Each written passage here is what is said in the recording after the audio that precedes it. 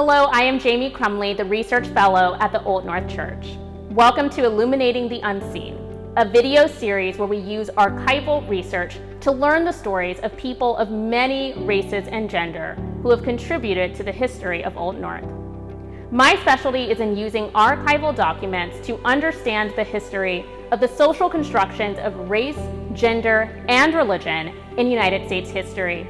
My work here at Old North is to study primary source materials about the church in hopes of uncovering some of the stories of people of Black African descent who have interacted with Old North during its nearly 300-year history. To do this work requires an unusual approach to studying archival materials. Like other researchers, I visit the archive to gain new insights by reading familiar documents. However, I also seek out the stories that the archives do not readily reveal. My focus is on the people who were not the elite white men who are typically celebrated in Old North's history. I read these men's stories with an eye toward the people who might not be named. The people who interacted with elite white male Old North parishioners also have stories to share.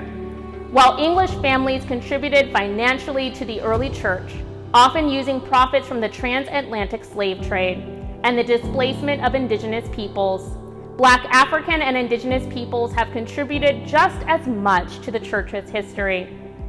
This series will track how, throughout the church's long history, people of all races, cultures, faith traditions, and genders have collaborated to make the Old North Church and the North End what they are today. The church's current success as a congregation and historic site was not inevitable. People have worked and continue to work collaboratively to sustain it. Join me as we study primary source documents about people of the Old North Church together. We will read sources as varied as pew deeds, wills, letters, books of common prayer, and newspaper articles, with an eye toward people who might be overlooked in the story that the dominant source tells. However, we will also learn how more carefully tending to the past can help us to create a more ethical future. I hope you will join me as we learn new stories about the people who have made the Old North Church what it is.